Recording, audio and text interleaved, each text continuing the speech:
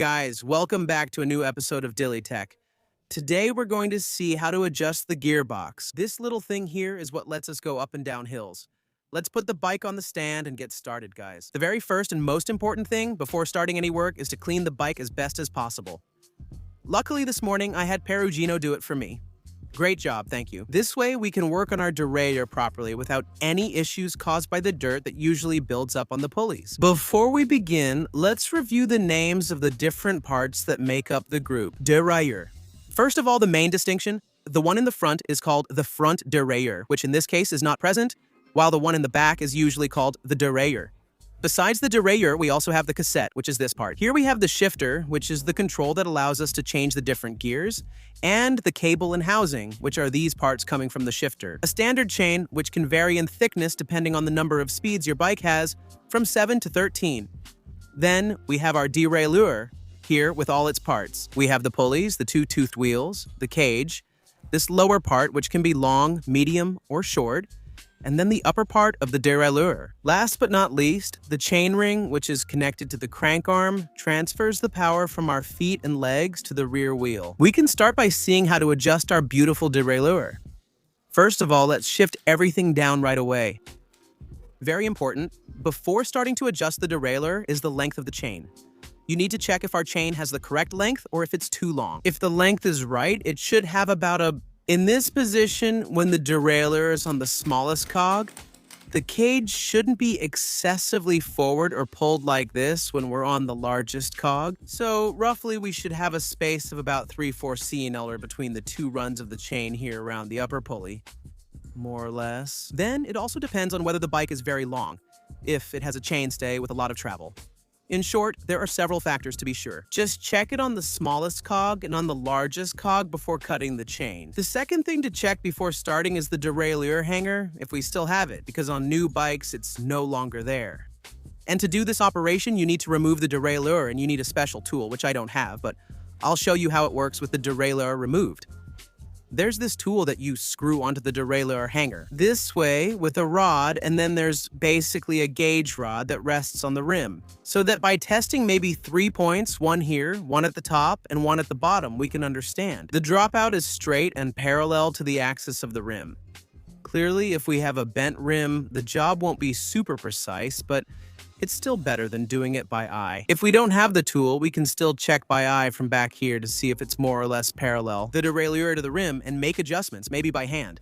Because when you force it, the dropout tends to bend since it's made of aluminum. So let's start by positioning ourselves on the smallest cog, and let's release our cable to do a complete job. Or in any case, if we're assembling the bike from scratch, we start from this situation. The first thing to do is to adjust the limit screws. We clearly start from the lower one, and these are the two little screws we find back here. Usually they're reversed. The lower one is on the right, and it's this screw here, and it will move the derailleur up and down to perform this operation. So we keep pedaling until we feel the tooth start to engage, and at that point we turn it back half a turn. Now we can tighten the cable while keeping it under tension, but not too much. So we lock in this neutral starting position. Most derailleurs have an adjuster like this. It's called a barrel adjuster, which is simply a screw that you can tighten or loosen inside the shifter or at the end. On the derailleur, it lengthens or shortens the cable to give us a bit of adjustment once everything is already assembled and tightened. This screw to start with is very important to set it in a central position, so not too tightened and not completely loosened, in order to have a range to work with. In this case, I have it more or less in the center, so that's fine. Once we've adjusted our lower limit screw, it's time to do the upper one. So we move the derailleur up to the last cog at the top and do the same operation. The screw is the other one. At this point, we turn it in until we feel it gets tight, and then we turn it back a quarter or half turn to prevent the chain from skipping or going past the cassette and falling into the spokes. Here on the derailleur, we also have this third screw, which is the one that adjusts the derailleur's position. And it needs to be set as well. It's not there just for show. A retrimento means that the derailleur moves backward like this. This creates more space between the large cog and the pulley, so that there are no obstructions or it doesn't get stuck during the last shift, which is the biggest jump. To make this adjustment, we go to the second largest cog and we need to check that there is about the space of one chain between the pulley and the cog. SRAM also has a kind of gauge tool that you place behind the pulley to check the distance. But in any case, it's not that important, because the distance is roughly the width of a chain. And as you can see by turning this screw, we move the pulley up and down. Why is the distance between the pulley and the cog important? Because if it's too close, there will be interference and the chain will have trouble catching the cog and climbing up. While if it's too far, the distance is excessive. The shifting will be slow and inaccurate. Once we've done this fine adjustment, we can go and test our derailleur. So let's shift through all the gears to the end and start from the bottom, doing a plus 21 to see the shifting speed.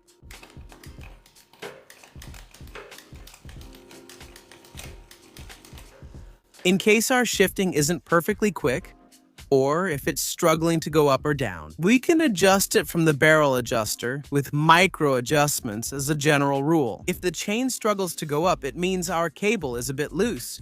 So from the barrel adjuster, we'll unscrew the bolt so it gets a bit tighter. Whereas if it struggles to go down, we screw it in to shorten the cable and make it easier for it to go down. It's always preferable for it to be harder to move the chain up, because with the shifter, we can give it little pushes to help it get what it needs. While going down, we can't. Because we have a final stop adjusted by the shifter, if you have the front derailleur, the principle for adjusting it is the same. Maybe it works in the opposite way compared to the shifter, but it works the same way. If you find it hard to change gears because the shifter becomes stiff, there's probably something wrong. When it comes to cables and housings, maybe there are some obstructions, rusty cables, or bends that are definitely not good. The cables should always be nice, clean, and new, made of stainless steel, just like my consultant here behind me suggested. And the housings also need to be nice, straight, and precise without any bends or weird things, because they have straight cables inside. Plus, they have a Teflon finish. If I'm not mistaken, by the way, speaking of Teflon, Shimano makes Teflon-coated cables that slide really well at first and give you a really smooth shifting experience. Over time, the Teflon wears out and causes a blockage. If you have those cables, I recommend replacing them immediately, as they're especially troublesome with road shifters. Let me put it this way, I'd say we've finished adjusting our beautiful derailleur. We can take the bike down and put it away because I still have a broken leg and I can't ride it. See you in the next DD Tech, where we'll look at changing brake pads and bleeding brakes with Daniel Rowe. Awesome.